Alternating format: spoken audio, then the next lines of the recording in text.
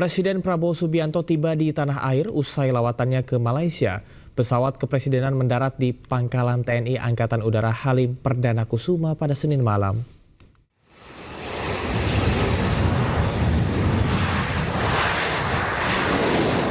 Presiden Republik Indonesia Prabowo Subianto telah mendarat di tanah air pada pukul 19.30 waktu Indonesia Barat. Pesawat kepresidenan Republik Indonesia tersebut telah mendarat di Pangkalan TNI AU Halim Perdana Kusuma, Jakarta Timur usai lawatannya ke India dan Malaysia.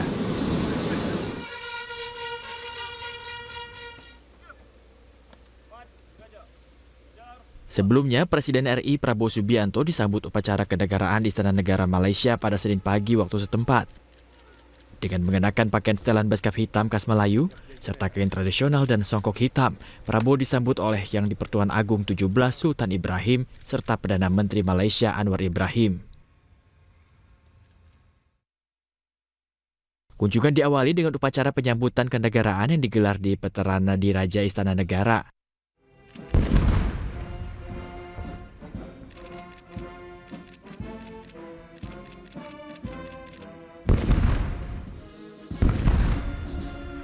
Lagu kebangsaan kedua negara yakni Indonesia Raya dan Negaraku berkumandang dalam suasana yang hikmat. Dentuman meriam sebanyak 21 kali turut menandai penghormatan kepada Prabowo. Setelah upacara, Prabowo menghadiri audiensi dengan Raja Malaysia Sultan Ibrahim di Dewan Seri Maharaja. Presiden Prabowo kemudian menerima tanda kehormatan tertinggi dengan gelar Darjah Kerabat Johor yang amat dihormati pangkat pertama. Kunjungan kenegaraan ini mencerminkan ikatan persahabatan yang kuat dan istimewa antara Malaysia dan Indonesia, sekaligus merupakan kunjungan kenegaraan pertama kepala negara dari luar negeri ke Malaysia. Kunjungan kenegaraan ini mencerminkan ikatan persahabatan yang kuat dan istimewa antara Malaysia dan Indonesia, sekaligus merupakan kunjungan kenegaraan pertama kepala negara dari luar negeri ke Malaysia sejak pelantikan Sultan Ibrahim sebagai Raja Malaysia.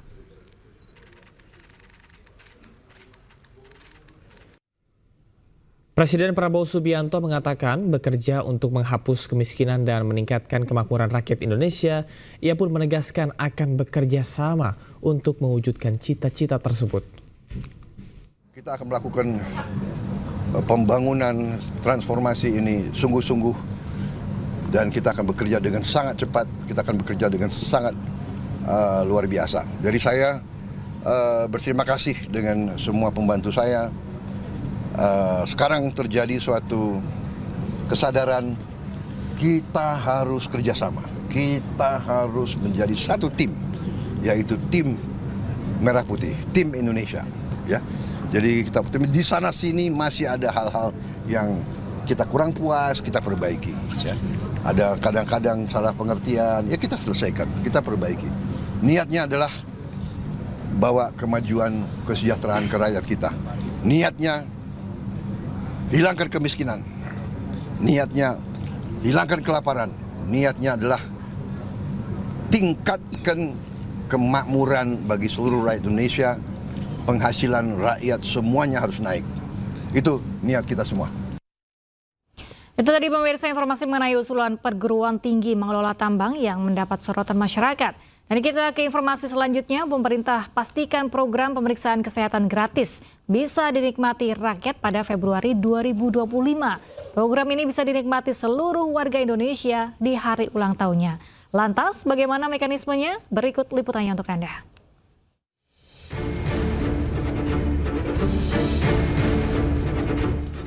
Pemerintahan Prabowo Gibran akan memberikan kado bagi warga Indonesia. Kali ini warga Indonesia yang berulang tahun akan mendapatkan kado berupa pemeriksaan kesehatan gratis. Pemerintah mendorong supaya program ini akan berlaku mulai Februari 2025. Hal ini disampaikan oleh Menko Bidang Pembangunan Manusia dan Masyarakat Pratikno usai rapat bersama menteri terkait. Membahas, menjamin, berusaha keras agar pelaksanaan pemeriksaan kesehatan gratis ini bisa berjalan dengan lancar dan sukses. Sebagaimana kita tahu, ini adalah salah satu dari quick win programnya Bapak Presiden dan Bapak Wakil Presiden untuk mulai tahun 2025 ini. Dan program ini sangat-sangat besar. Pemerintah telah mengklasifikasikan pemeriksaan berdasarkan usia. Untuk balita, pemeriksaan difokuskan pada penyakit-penyakit bawaan lahir. Bila terdeteksi, penyakit ini bisa ditangani lebih awal dan mencegah risiko keterbelakangan mental pada anak. Sementara untuk remaja, pemeriksaan difokuskan kepada obesitas, diabetes, hingga kesehatan gigi. Sementara untuk usia dewasa, pemeriksaan berfokus pada deteksi dini kanker seperti kanker payudara, leher rahim, paru, dan usus besar. Penyakit hipertensi juga menjadi salah satu perhatian pemerintah. Tidak hanya itu, kesehatan jiwa juga masuk dalam fokus pemeriksaan. Untuk warga lanjut usia, pemeriksaan mentitik beratkan pada kondisi kesehatan yang berkaitan dengan proses penuaan seperti Alzheimer, osteoporosis, dan stroke. Untuk menikmati program ini, warga harus mendaftarkan diri di aplikasi Satu Sehat. Nanti bila sudah terdaftar, warga bisa datang ke puskesmas atau fasilitas kesehatan terdekat dan menunjukkan kartu identitas. Nantinya bila sudah terverifikasi, mereka bisa menikmati pemeriksaan kesehatan lengkap secara gratis. Program pemeriksaan kesehatan gratis ini dirancang untuk 60 juta warga Indonesia pada tahun 2025. Anggaran sebesar 4,7 triliun rupiah telah disiapkan dalam APBN 2025.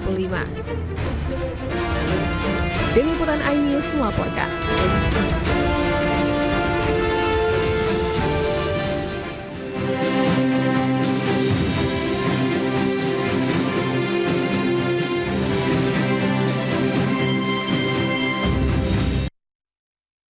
Pemirsa, kabar duka datang dari dunia hiburan tanah air.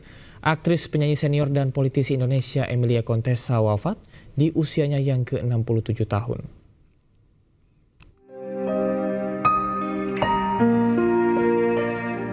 Panggung hiburan tanah air kembali berduka. Artis senior Emilia Contessa meninggal dunia pada Senin 27 Januari 2025. Melansir okezone.com, kabar duka ini dikonfirmasi langsung oleh manajer penyanyi Denada, Risna Oris. Dalam Instastory-nya, Risna menyebutkan Emilia menghembuskan nafas terakhir pada pukul 18.00 waktu Indonesia Barat. Jenazah almarhumah saat ini disemayamkan di rumah duka di Banyuwangi, Jawa Timur.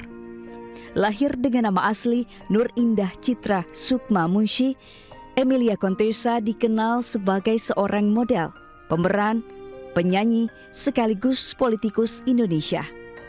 Sebagai penyanyi, ibunda dari penyanyi rap Denada ini pernah dijuluki Singa Panggung Asia oleh majalah Asia Week tahun 1975. Emilia punya karakter suara khas, yakni sopran yang sangat kuat dan lantang. Selain menyanyi, Emilia juga pernah berperan dalam sejumlah film layar lebar.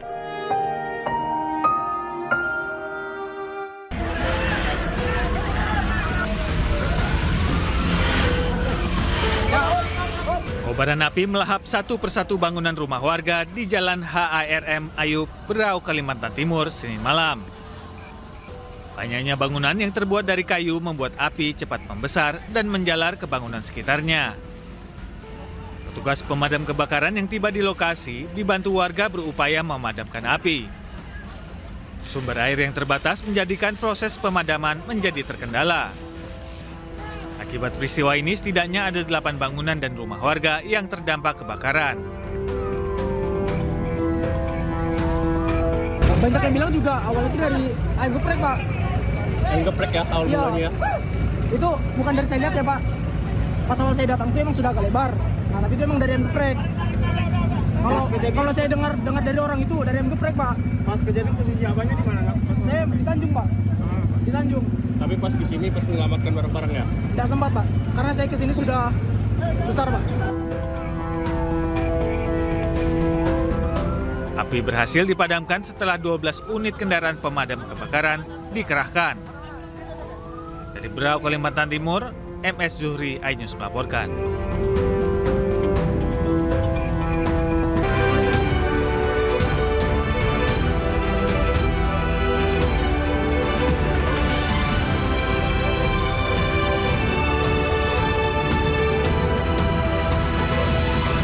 Seorang pencuri di Palembang, Sumatera Selatan ditangkap di atas atap rumah salah seorang warga. Saat diturunkan, pelaku terus melawan dan berupaya melompat ke atap rumah lainnya.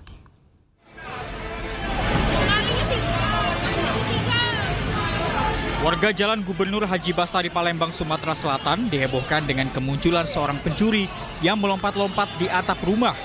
Pencuri ini terpergok sedang beraksi di salah satu rumah warga dan berupaya melarikan diri lewat atap. Namun upaya pelaku sia-sia karena warga berhasil menangkap pria tersebut meski sedang berada di atas atap. Aku datang, tadi nelfon rame-rame, mau jerit-jerit, aku keluar dari rumah kan. Sudah dipojok? Ya lah dipojok situ. Usai ditangkap, pelaku dibawa ke Mapolsek Seberang Ulu 1 Palembang. Dari Palembang, Sumatera Selatan, Muhammad David, iNews melaporkan. Pemirsa, aksi perampok menggunakan senjata api nekat menyatroni rumah polisi di kawasan Jatimulya, Cilodong, Depok. Aksi komplotan perampokan terekam CCTV.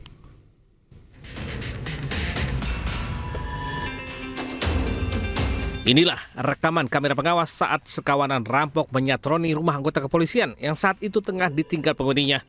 Para pelaku bolak-balik mencari barang berharga dari dalam rumah. Aksi pelaku sempat dipergoki paman penghuni rumah yang mendapat laporan adanya 2 motor mencurigakan di depan rumah keponakannya. Ia kemudian menghampiri dan menegur 2 pelaku yang sedang berada di atas motor.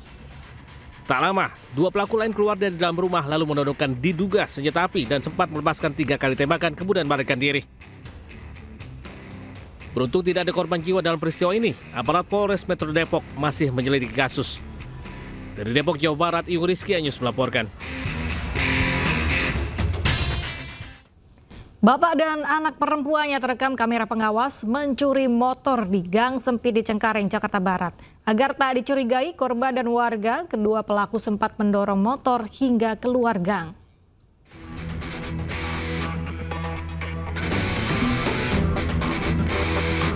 Kamera CCTV merekam aksi pencurian motor yang dilakukan seorang bapak bersama anak perempuannya di Jalan Dharma Wanita 1 Rawabuaya, Cengkareng, Jakarta Barat. Awalnya kedua pelaku berjalan kaki sambil mengamati situasi. Meski sempat berpapasan dengan warga, kedua pelaku tetap santai mondar-mandir keluar masuk gang. Usai dirasa situasi aman dan mendapat sasaran motor yang kuncinya masih tertinggal, kedua pelaku langsung beraksi. Kedua pelaku berbagi peran, bapak sebagai eksekutor dan anak perempuannya mengamati situasi. Agar tidak ketahuan, pelaku sempat mendorong motor hingga keluar gang. Korban baru mengetahui motornya digasak maling usai melihat rekaman CCTV. Aksi pencurian di sekitar lokasi sudah 2 kali terjadi dan sangat meresahkan warga. Korban juga sudah melaporkan kasusnya ke Polsek Cengkareng. Dari Jakarta, Rizky Falufi, iNews melaporkan. Seorang pemotor menjadi korban komplotan begal yang berjumlah 6 orang dengan menggunakan senjata tajam di Jalan Jembatan Akses Marunda, Cilincing, Jakarta Utara.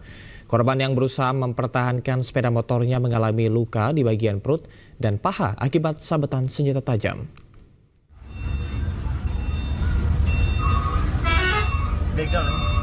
Dari rekaman video amatir, seorang pengendara sepeda motor yang baru pulang kerja menjadi korban pembegalan di Jalan Jembatan Akses Marunda, Cilincing, Jakarta Utara. Korban AB yang berkendara seorang diri dipepet 6 orang pelaku yang berboncengan sepeda motor.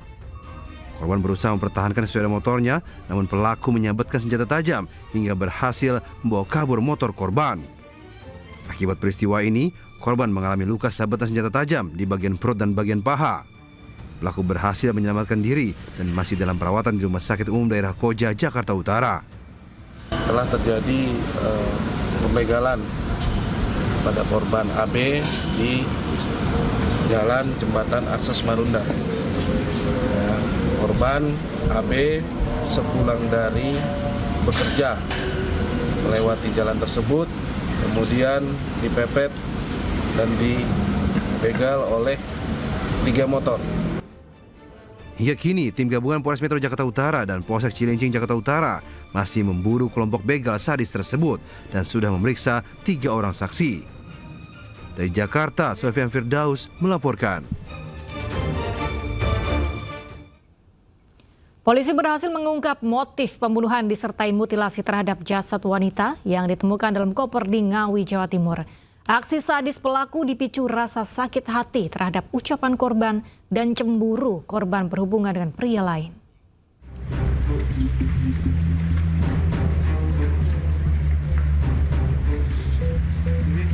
Polda Jawa Timur berhasil mengungkap motif pembunuhan yang dilakukan Rohmatri terhadap Uswatun Hasanah yang jasadnya termutilasi dalam koper di Ngawi, Jawa Timur. Aksi pembunuhan dan mutilasi oleh pelaku terhadap ibu dua anak itu dilakukan di sebuah hotel di Kediri, Jawa Timur. Pelaku kemudian membuang potongan tubuh korban di Ngawi, serta kepala dan kaki korban dibuang di Trenggalek. Motif pelaku menghabisi korban dengan sadis dipicu cemburu karena korban sering mengajak pria lain ke dalam kamar kosnya. Selain itu, pelaku juga sakit hati karena korban pernah menghina anak perempuan pelaku. Ada sakit hati dan juga cemburu. Cemburunya kenapa? Karena diketahui korban ini pernah ketahuan memasukkan laki-laki lain ke dalam kos korban.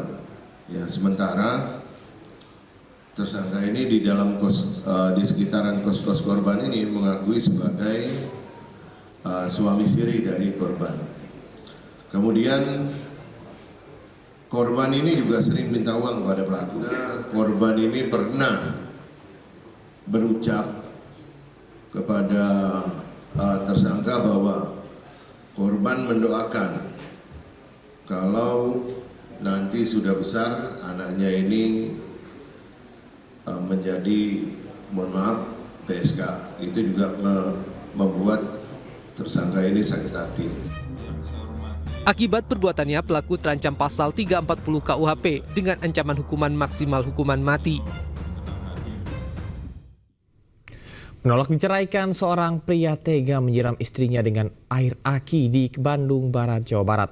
Usai melancarkan aksinya, pelaku melarikan diri. Polisi pun menangkapnya di wilayah Bali.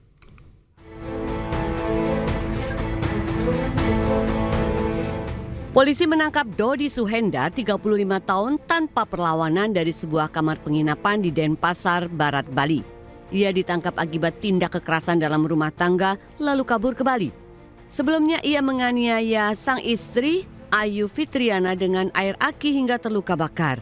Pelaku digelandang ke Polres Cimahi untuk mempertanggungjawabkan perbuatannya.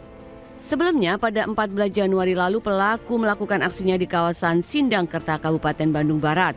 Pelaku emosi dan menolak diceraikan korban hingga menyiramkan air aki. Antara korban dengan pelaku ini memang dalam proses perceraian. Nah, dalam proses ini pelaku yang merupakan suaminya ini berusaha untuk rujuk.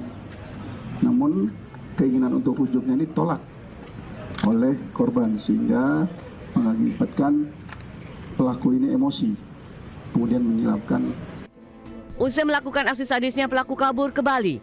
Dan untuk membiayai aksi pelariannya, ia menjual mobil dan menyamarkan diri dengan mengganti identitas. Dari Cimahi, Jawa Barat, Ciwono Wahyu Anyus melaporkan. Operasi SAR pencarian korban banjir bandang dan tanah longsor di Kecamatan Petung Kriono, Kabupaten Pekalongan, Jawa Tengah resmi ditutup. Selama 7 hari, 25 korban meninggal dunia berhasil ditemukan, sementara 1 orang hilang.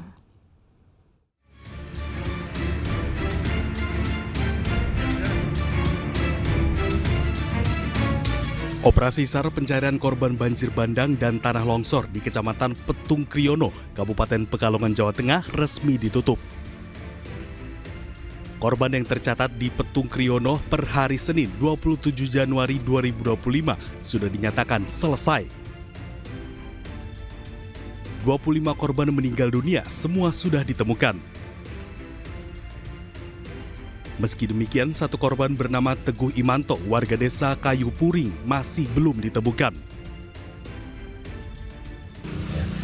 Jadi hasil akhir di Petung Kriono ini 25 korban meninggal dunia. Dan untuk yang 1 orang atas nama saudara Teguh Imanto itu tetap kita akan laksanakan pencarian di sektor bawah, di sektor sungai. Karena memang TKP-nya sudah kita yakini bahwa beliau, saudara Teguh Imanto, tidak pernah mencapai lokasi longsor tersebut. 1 orang ini terjadi kecelakaannya ataupun bencana bukan terjadi di tanah longsor, namun karena terseret arus di jembatan Sipingit atau di Tinanggung. Sehingga hingga saat ini hari ke-7 tim SAR gabungan juga masih melaksanakan operasi SAR di wilayah tersebut.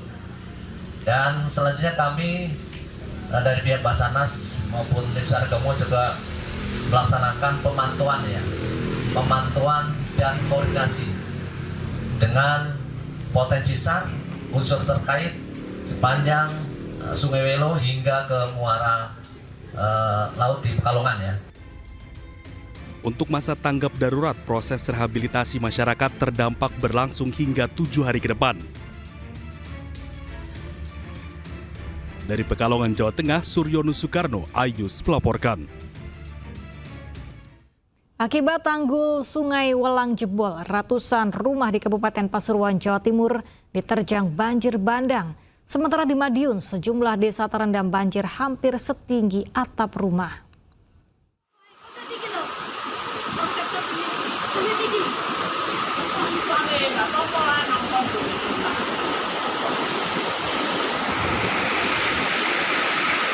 Banjir bandang menerjang sejumlah desa di Kabupaten Pasuruan, Jawa Timur.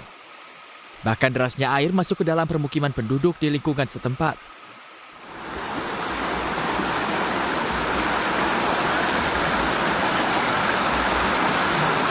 Diketahui banjir semakin parah setelah tanggul Kali Welang di lingkungan tersebut jebol.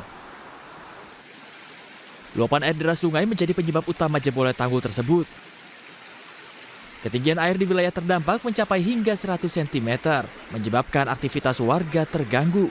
Warga pun terus berupaya menyelamatkan barang mereka. Jebolnya tanggul yang ada di Dusun Rujak Sintin mengakibatkan banyak rumah terendam. Semoga tanggulnya kesenangan dan ketakutan juga baik. Supaya tidak terjadi banjir lagi. Info terbaru Kebon Duren, Desa Kenongerjo. Sementara itu derasnya banjir juga melanda sejumlah desa di Madiun, Jawa Timur. Besarnya volume air tak mampu lagi ditampung hingga meluap ke perkampungan warga. Bahkan di beberapa titik ketinggian air nyaris menyentuh atap rumah warga. BPBD Kabupaten Madiun menyebut tidak ada korban jiwa dalam peristiwa tersebut dan banjir telah surut pada pukul 7 malam. Dari Pasuruan dan Madiun, Jawa Timur, Jaka Samudra dan Arif Wahyu, iNews melaporkan. Aksi nekat seorang lansia Kecamatan Launti, Konawe Selatan menjadi viral setelah dirinya rela berbaring di jalan untuk menghentikan operasional truk PT Gerbang Multi Sejahtera. Langkah ini dilakukan sebagai upaya mempertahankan tanah miliknya yang diklaim telah dirampas dan dikelola oleh perusahaan tambang tersebut usai menang di pengadilan.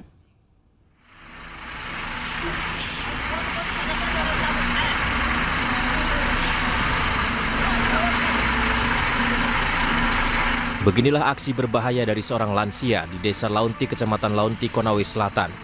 Ia menahan laju truk-truk besar milik PT Gerbang Multi Sejahtera GMS dan ini viral di media sosial. Pemilik lahan yang bernama Asmara ini rela berbaring di tengah jalan operasional truk karena mengaku berjuang untuk hak atas tanahnya yang diklaim telah dirampas dan dikelola oleh perusahaan tambang. Aksi ini dilakukan karena ada pelanggaran kesepakatan. Kuasa hukum saya maupun kuasa hukum PT GMS maupun kuasa hukum dari kumpulan TK itu sudah termasuk melanggar kesepakatan. Pemilik lahan berharap perusahaan seharusnya menghormati keputusan pengadilan dan tidak melanjutkan operasional, setidaknya hingga ada putusan final dari tingkat banding yang sedang dilakukan oleh pihak perusahaan. Dari Konawe Selatan, Muhtarudin, iNews melaporkan. Melaju dengan kecepatan tinggi, sebuah mobil sedan menghantam sejumlah kendaraan di Jatinangor, Sumedang, Jawa Barat. Akibat kecelakaan maut ini, 1 orang tewas dan 4 lainnya luka-luka.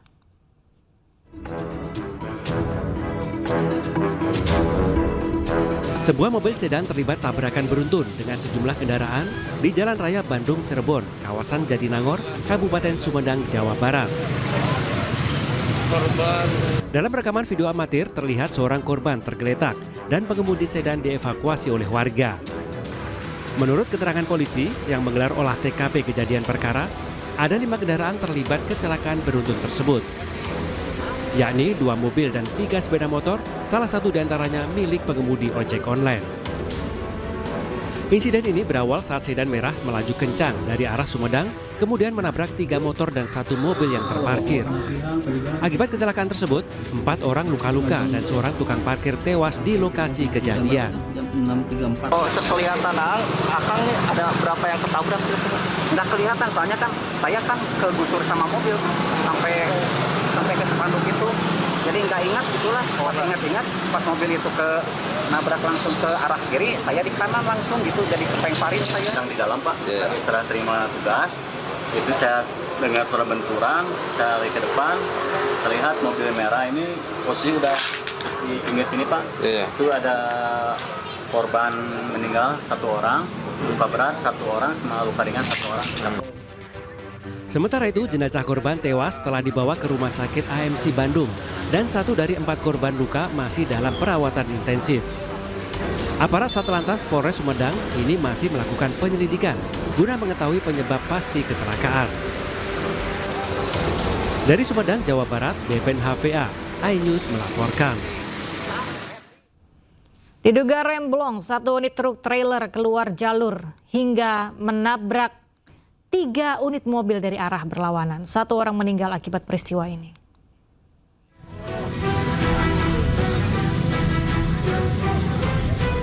Inilah situasi pasca tabrakan beruntun yang terjadi di inti Kota Aek, Kanopan, Kabupaten Labuhan Batu Utara, Sumatera Utara.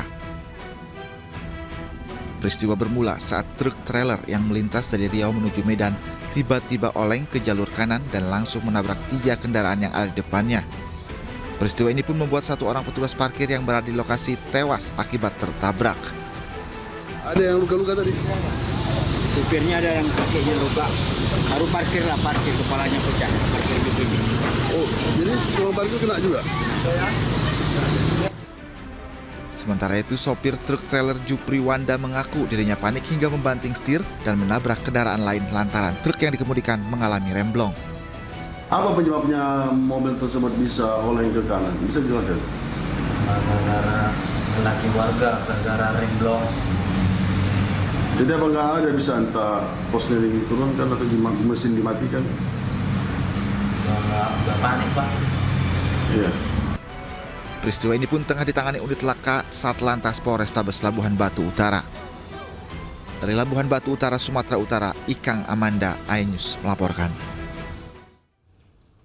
Video warga memergoki dugaan penyelewengan ratusan karung beras bantuan pangan pemerintah di Kabupaten Lampung Tengah viral di media sosial. Dalam hasil rekaman, sejumlah warga terlihat mengamankan mobil berisi beras berlabel bantuan pangan dan ratusan kardus yang diduga berisi sembako.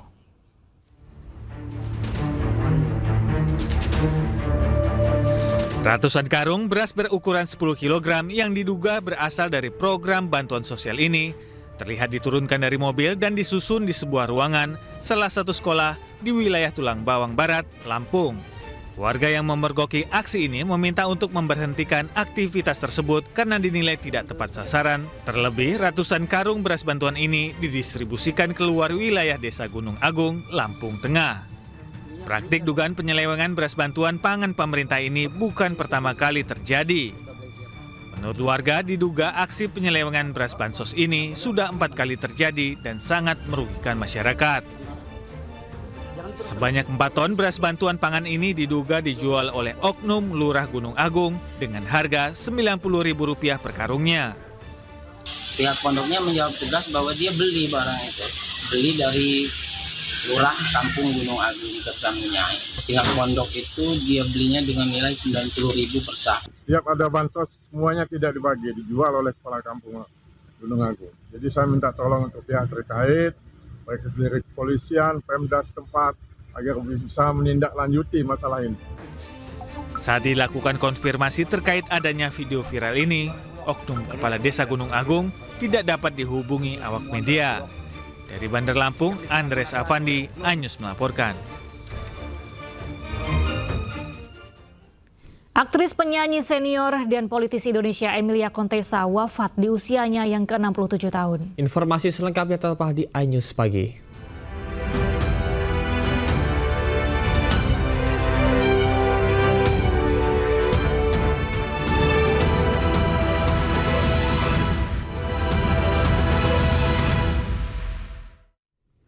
Pemirsa, sebuah bus pariwisata terperosok ke saluran air di tikungan menanjak Karangnini, Pangandaran, Jawa Barat. Akibatnya arus lalu lintas macet hingga 5 km. Untuk mengurai kemacetan, Satlantas Polres Pangandaran menerapkan sistem buka tutup jalur.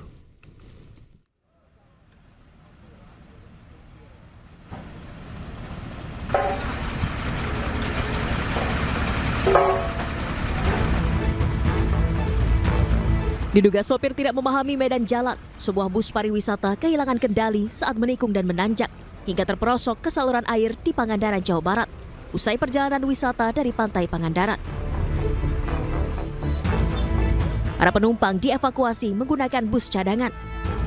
Tidak ada korban jiwa dalam kejadian ini, namun arus lalu lintas dari arah Banjar maupun sebaliknya mengalami kemacetan hingga 5 km. Sementara itu, Satuan Lalu Lintas Polres Pangandaran langsung melakukan rekayasa lalu lintas dengan sistem buka tutup jalur untuk mengurai kepadatan kendaraan. Bisnya arah pulang tadi kejadian pukul 13. Memang di Pangandaran untuk wisatawan yang datang bervariasi, ada yang datang pagi, siang, sore, begitu juga malam. Namun pada saat kepulangan mayoritas setelah check out hotel. Pada saat jam 12 sampai pukul 15, disitulah kepadatan kepulangan wisatawan, sehingga kita prioritaskan untuk masyarakat yang pulang dahulu. Di luar jam tersebut pukul 13 sampai 15 kita prioritaskan yang datang. Evakuasi bus selesai dilakukan pukul 15 waktu Indonesia Barat. Sementara arus lalu lintas mulai kembali normal. Pihak kepolisian mengimbau wisatawan dan pengendara untuk berhati-hati, terutama di medan jalan yang menantang seperti tikungan Karangan ini. Dari Pangandaran, Jawa Barat, Irfan Ramdiansyah, iNews melaporkan. Pemirsa, banyak lubang di Jalan Tol Cipali hingga membuat rusak banyak kendaraan viral di media sosial. Pihak pengelola segera melakukan perbaikan dan meminta maaf atas kerusakan jalan tersebut.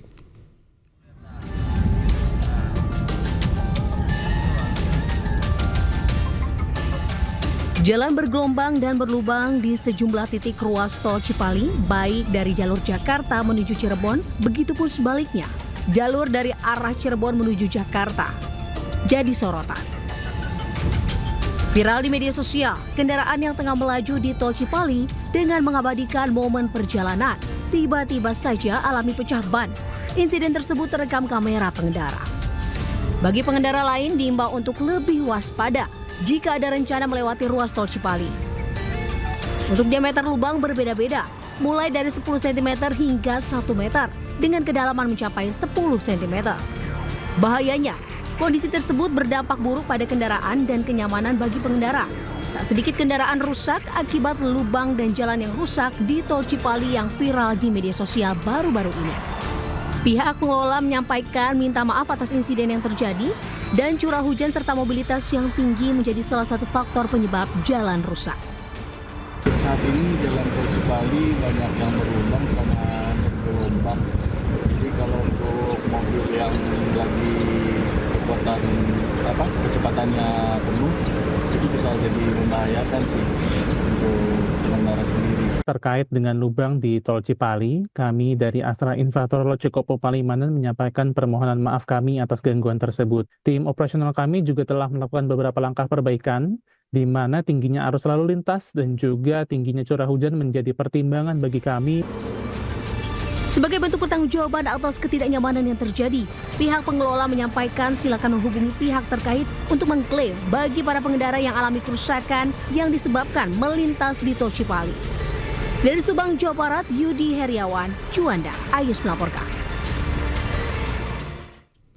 Pemerintah Indonesia mengecam penembakan terhadap pekerja migran Indonesia oleh Malaysia. Rencananya nota diplomatik akan dikirim untuk meminta pemerintah Malaysia menggelar investasi mendalam.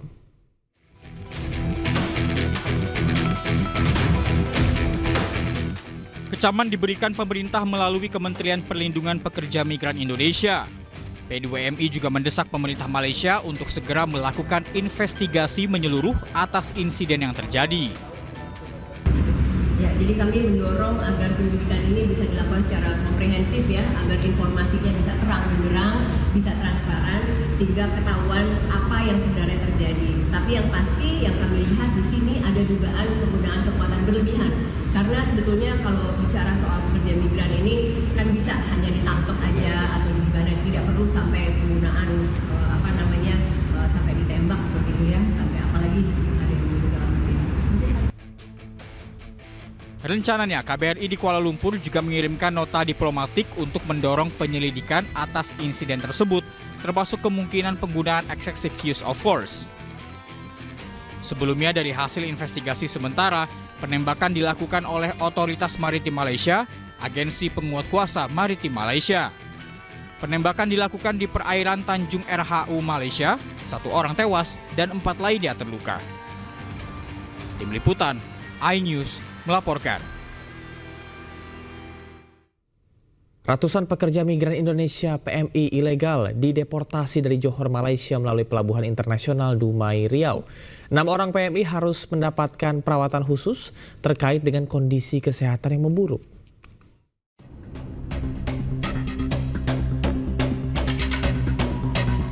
Sebanyak 108 orang pekerja migran Indonesia tiba dengan selamat ke tanah air setelah dideportasi dari Malaysia.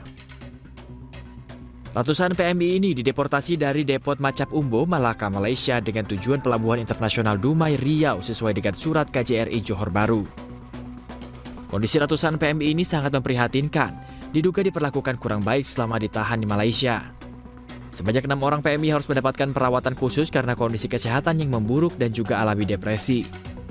Ratusan PMI yang dideportasi langsung dilakukan pengecekan kesehatan oleh pihak imigrasi Dumai.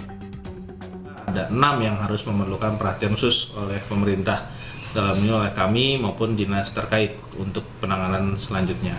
2025 penanganan pemulangan deportasi yang kami layani sudah mencapai 213. Dari total target setahun itu 700-an, tapi mulai dari Januari ini baru 1 bulan kita telah menangani 213 PMI terkendala yang dideportasi dari Malaysia. Deportasi besar-besaran oleh pemerintah Malaysia ini dilakukan karena PMI masuk dan bekerja di negara Malaysia tanpa dokumen sesuai kesepakatan pemerintah RI dengan Malaysia. Dari Dumai, Riau, Dedi Iswandi, iNews melaporkan. Pemirsa, mantan Kasat Reskrim Polres Metro Jakarta Selatan AKBP Bintoro diperiksa Propam Polda Metro Jaya diduga terkait kasus pemerasan.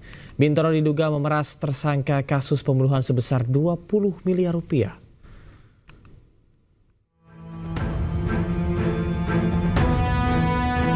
Mantan Kasat Reskrim Polres Metro Jakarta Selatan AKBP Bintoro diperiksa Propam Polda Metro Jaya selama 8 jam terkait kasus dugaan pemerasan.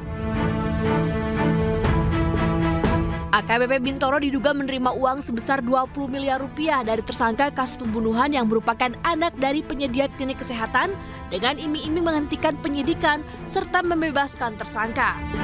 Bintoro pun digugat perdata di PN Jakarta Selatan atas kasus dugaan pemerasan ini. Ia dituduh menerima 5 miliar rupiah dalam bentuk tunai dan 1,6 miliar yang dikirim transfer. Bintoro pun buka suara dan membantah tuduhan pemerasan tersebut. Hingga saat ini, proses perkara telah dinyatakan P21 dan dilakukan pelimpahan ke JPU dengan 2 tersangka yaitu Saudara AN dan Saudara B beserta barang buktinya untuk disidangkan. Karena kami tidak menghentikan perkara yang dilaporkan, selanjutnya pihak TSK atas nama AN tidak terima dan memviralkan berita bohong tentang saya melakukan pemerasan terhadap yang bersangkutan. Faktanya semua ini fitnah. Dari kemarin saya telah dilakukan pemeriksaan oleh Propam Polda Metro Jaya kurang lebih 8 jam dan handphone saya telah disita dan diamankan. Sebelumnya pada April 2024 lalu, Polres Jakarta Selatan menangkap Arif Nugroho dan Muhammad Bayu dalam kasus kekerasan seksual dan penyalahgunaan narkotika terhadap 2 remaja putri, yang salah satunya tewas di sebuah hotel di Kebayoran Baru, Jakarta Selatan. Proses perkaranya telah dinyatakan P21 beberapa bulan kemudian dan dilimpahkan ke JPU untuk segera disidangkan. Tim Liputan, iNews melaporkan. Pemirsa, hari ke-6 pembongkaran pagar laut di pesisir utara Tangerang, Banten terus dilakukan. Proses pembongkaran mulai fokus pada kawasan Mauk yang memiliki rintangan berupa ukuran bambu yang lebih besar.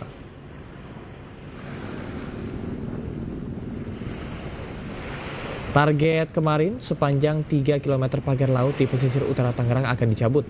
Proses pembongkaran melibatkan 450 personil tim gabungan terdiri dari TNI Angkatan Laut, Polair, Bakamla, dan nelayan setempat. Kondisi cuaca angin dan gelombang tinggi menjadi kendala petugas gabungan yang terlibat dalam proses pembongkaran. Selain itu, beberapa titik di kawasan Mauk ditemukan bambu yang menancap lebih dalam serta rapat satu dan lainnya. Sementara itu, tersisa 15 km pagar laut yang rencananya akan rampung dalam 4 hari ke depan.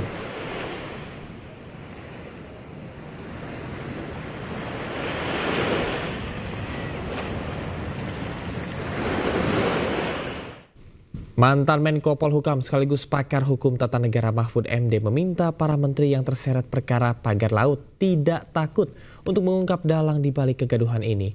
Kisruh pagar laut diduga mengandung unsur pidana korupsi dan perusakan lingkungan.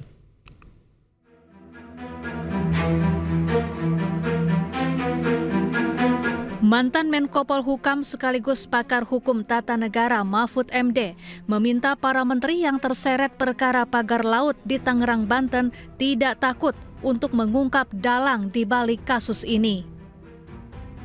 Menurut Mahfud, pihak yang bertanggung jawab secara pidana adalah pejabat yang berwenang menerbitkan sertifikat pagar laut. Sertifikat dimaksud adalah sertifikat hak guna bangunan dan sertifikat hak milik. Selain dugaan pidana korupsi, pagar laut juga dinilai telah merusak lingkungan. Adapun hingga kini sudah ada 50 sertifikat pagar laut di Tangerang yang dibatalkan usai proses verifikasi ketat. Menteri Agraria dan Tata Ruang sekaligus Kepala BPN Nusron Wahid menyebut akan menjatuhi sanksi kepada para pejabat yang terbukti melanggar hukum. Kami bersama tim melakukan proses pembatalan sertifikat, baik itu hak milik SHM maupun itu HGB atau sertifikat hak guna bangunan. Nah, tata caranya proses menuju pembatalan itu dimulai dari ngecek dokumen yuridis. Kalau ngecek dokumen yuridis bisa kami lakukan di kantor, di balai desa juga bisa, di mana bisa ngecek itu. Yang nomor 2, ngecek prosedur. Itu bisa kita lakukan dengan cara melihat di komputer prosesnya udah benar apa belum. Nah, tapi karena ini menyangkut pembatalan, ada langkah selanjutnya terakhir adalah ngecek fisik materialnya kayak apa. Sementara itu, sebelumnya Koordinator Masyarakat Anti Korupsi Indonesia Boyamin Saiman melaporkan dugaan korupsi penerbitan sertifikat pagar laut ke KPK. Boyamin juga melaporkan 2 nama menteri yang menurutnya paling bertanggung jawab. Tim Liputan iNews melaporkan.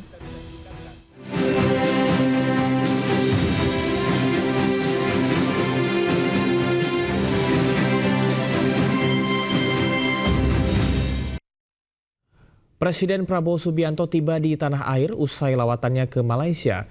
Pesawat kepresidenan mendarat di Pangkalan TNI Angkatan Udara Halim Perdana Kusuma pada Senin malam.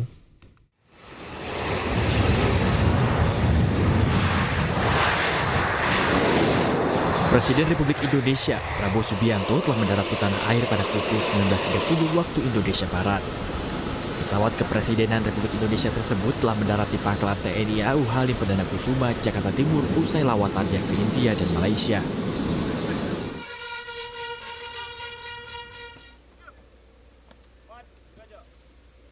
Sebelumnya, Presiden RI Prabowo Subianto disambut upacara kenegaraan di Istana Negara Malaysia pada Senin pagi waktu setempat.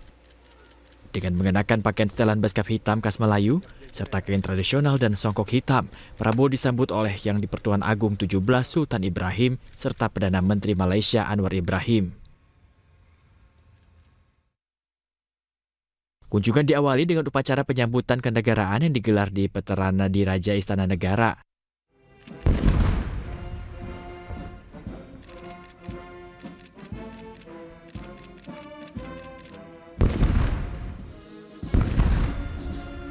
Lagu kebangsaan kedua negara yakni Indonesia Raya dan Negaraku berkumandang dalam suasana yang hikmat. Dentuman meriam sebanyak 21 kali turut menandai penghormatan kepada Prabowo. Setelah upacara, Prabowo menghadiri audiensi dengan Raja Malaysia Sultan Ibrahim di Dewan Seri Maharaja. Presiden Prabowo kemudian menerima tanda kehormatan tertinggi dengan gelar Darjah Kerabat Johor yang amat dihormati pangkat pertama. Kunjungan kenegaraan ini mencerminkan ikatan persahabatan yang kuat dan istimewa antara Malaysia dan Indonesia, sekaligus merupakan kunjungan kenegaraan pertama kepala negara dari luar negeri Malaysia.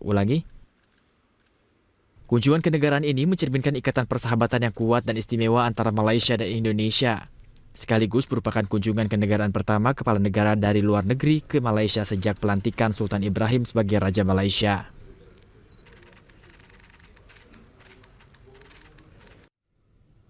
Presiden Prabowo Subianto mengatakan bekerja untuk menghapus kemiskinan dan meningkatkan kemakmuran rakyat Indonesia. Ia pun menegaskan akan bekerja sama untuk mewujudkan cita-cita tersebut. Kita akan melakukan pembangunan transformasi ini sungguh-sungguh dan kita akan bekerja dengan sangat cepat, kita akan bekerja dengan sangat luar biasa. Jadi saya berterima kasih dengan semua pembantu saya. Sekarang terjadi suatu kesadaran kita harus kerjasama, kita harus menjadi satu tim, yaitu tim Merah Putih, tim Indonesia. Ya, jadi kita di sana sini masih ada hal-hal yang kita kurang puas, kita perbaiki. Ya. Ada kadang-kadang salah pengertian, ya kita selesaikan, kita perbaiki. Niatnya adalah bawa kemajuan, kesejahteraan ke rakyat kita. Niatnya hilangkan kemiskinan, niatnya hilangkan kelaparan, niatnya adalah tingkatkan kemakmuran bagi seluruh rakyat Indonesia, penghasilan rakyat semuanya harus naik. Itu niat kita semua. Itu tadi pemirsa informasi mengenai usulan perguruan tinggi mengelola tambang yang mendapat sorotan masyarakat. Dan kita ke informasi selanjutnya, pemerintah pastikan program pemeriksaan kesehatan gratis bisa dinikmati rakyat pada Februari 2025. Program ini bisa dinikmati seluruh warga Indonesia di hari ulang tahunnya. Lantas, bagaimana mekanismenya? Berikut liputannya untuk Anda.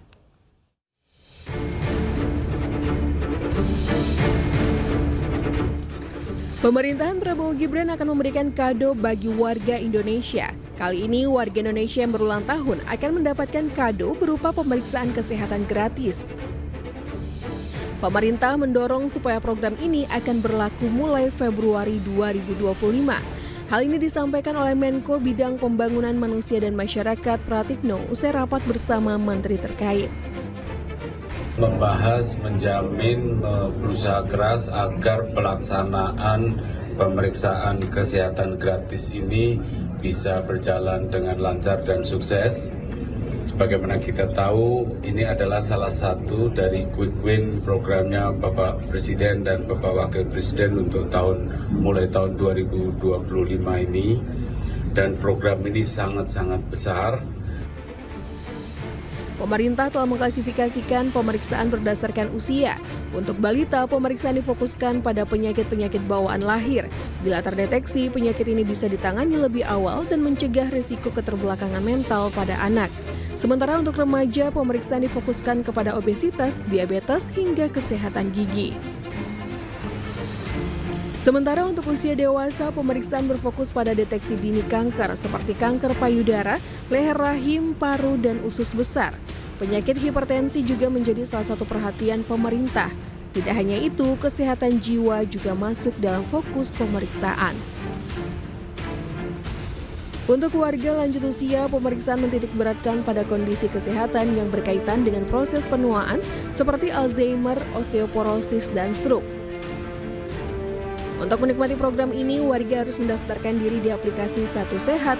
Nanti bila sudah terdaftar, warga bisa datang ke puskesmas atau fasilitas kesehatan terdekat dan menunjukkan kartu identitas. Nantinya bila sudah terverifikasi, mereka bisa menikmati pemeriksaan kesehatan lengkap secara gratis. Program pemeriksaan kesehatan gratis ini dirancang untuk 60 juta warga Indonesia pada tahun 2025.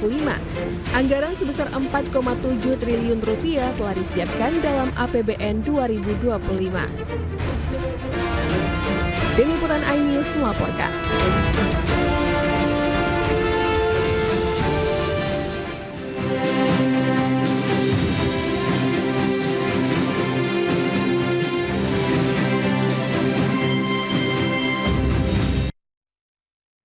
Pemirsa, kabar duka datang dari dunia hiburan tanah air. Aktris, penyanyi senior dan politisi Indonesia Emilia Contessa wafat di usianya yang ke-67 tahun.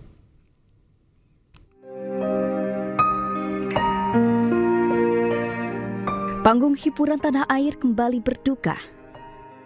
Artis senior Emilia Contessa meninggal dunia pada Senin 27 Januari 2025. Melansir okezone.com, kabar duka ini dikonfirmasi langsung oleh manajer penyanyi Denada, Risna Oris.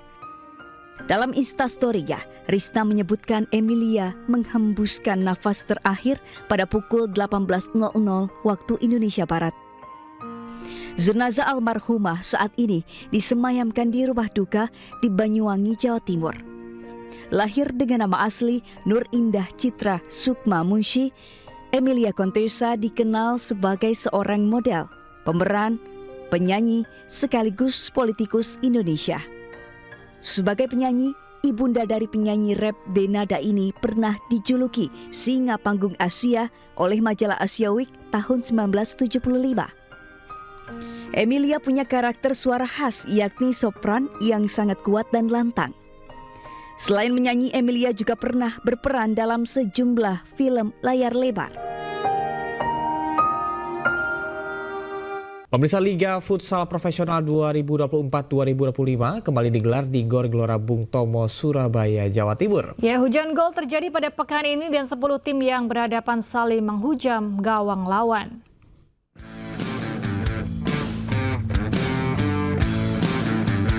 Laga pembuka Liga Futsal Profesional 2024-2025 pekan keempat langsung menyajikan pertandingan menarik antara Sadakata FC melawan Black Steel FC di Gor Gelora Bung Tomo, Surabaya, Jawa Timur. Dengan permainan menyerang, Sadakata FC mampu mengatasi permainan Black Steel FC dengan skor 6-3. Pada pertandingan kedua, laga seru terjadi antara Pangsuma FC melawan Cosmo JNE. Sempat memimpin di babak pertama dengan skor 3-1, Cosmo JNE yang tampil apik di babak kedua mampu memberikan perlawanan sengit, sehingga mampu menyamakan keadaan jadi 4-sama. Di pertandingan ketiga, tuan rumah Bintang Timur Surabaya atau BTS FC tampil brilian melawan Tiga Raja United. Bermain dengan dukungan penuh supporter, BTS FC mampu mencukur lawannya dengan skor telak 7-0. Pada laga keempat, giliran Halus FC yang mampu meraih poin penuh setelah menghajar lawannya Rafheli FC.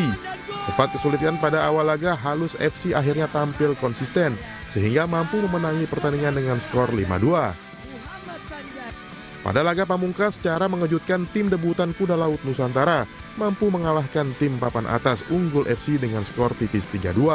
Dengan kekalahan pertamanya ini, Unggul FC harus rela turun ke peringkat ketiga di papan klasemen sementara Liga Futsal Profesional 2025.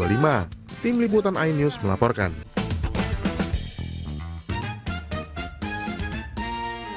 Pemirsa, MNC Land bersama dengan MNC Peduli menggelar senam sehat bersama masyarakat yang berada di sekitar kawasan ekonomi khusus KEK MNC Lido City. Ya, kegiatan ini bentuk komitmen dari tanggung jawab sosial dan lingkungan untuk mengajak warga hidup sehat dengan berolahraga.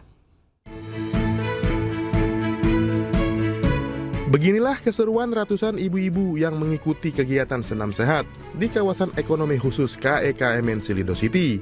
Kegiatan yang digelar MNC Land dan MNC Peduli ini menggandeng sejumlah komunitas senam dari Kecamatan Cigombong, Caringin, dan Cicurug, yang juga didukung oleh Komite Olahraga Masyarakat Indonesia Kecamatan Cigombong. Program ini sebagai bentuk komitmen MNC Land dan MNC Peduli terhadap tanggung jawab sosial dan lingkungan, sekaligus menjadi ajang silaturahmi dan mempererat hubungan masyarakat yang berada di kawasan KEK MNC Lido City. Komitmen dari kami, kita akan tetap support ya, fasilitasi kegiatan senam-senam seperti ini. Kita akan lakukan setiap minggu jika diperlukan, minggu depan juga informasinya kita ada senam lagi di posisi di lokasi yang sama. Harapan untuk kedepannya mudah-mudahan ini berkelanjutan ya, antara MNC dan Kormi bisa berkolaborasi terutama dengan hal-hal yang positif berkaitan dengan olahraga. Senam sehat bersama di alam terbuka dengan pemandangan yang indah dan udara yang sejuk membuat masyarakat sangat antusias mengikuti kegiatan ini. Bahkan peserta melebihi target yakni mencapai sekitar 350 peserta. Kami sebagai instruktur sangat bahagia ya, aspirasi ini benar-benar memacu masyarakat di sekitar Cigombong ini ikut berpartisipasi dalam acara senam ini. Dalam kegiatan ini, MNC Peduli juga turut membagikan 5.000 masker kepada peserta senam sebagai bentuk perhatian terhadap kesehatan masyarakat. Kegiatan senam juga diisi dengan door prize dengan berbagai hadiah menarik untuk masyarakat yang ikut senam bersama. Dari Kabupaten Bogor, Jawa Barat, Hadisti Arifah Ahmad Putra iNews melaporkan. Coba fitur live chat di Audio Plus, aplikasi RCTI Plus. Pemirsa, Dewan Masjid Indonesia akan membangun 100 masjid di Gaza, Palestina. Pada tahap awal, 10 masjid akan dibangun dan ditargetkan rampung pada bulan Ramadan tahun ini.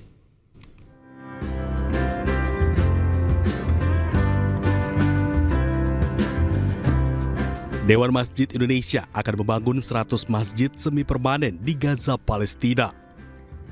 Pada tahap awal, DMI akan membangun 10 masjid lebih dulu dan ditargetkan rampung pada bulan Ramadan tahun ini.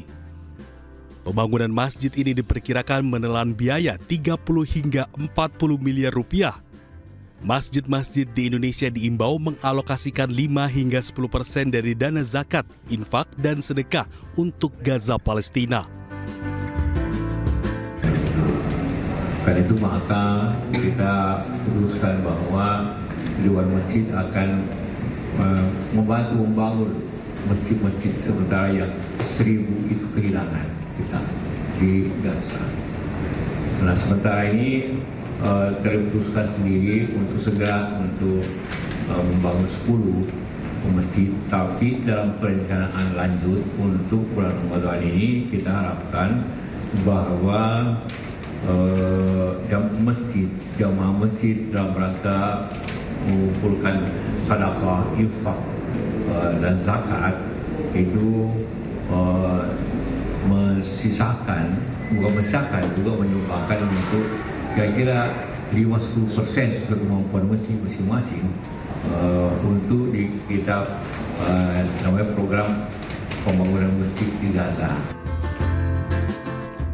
Kini Gaza masih berada dalam gencatan senjata dari konflik yang terjadi dengan Israel. Akibat serangan Israel, lebih dari 47.000 orang tewas dan 1.000 masjid hancur.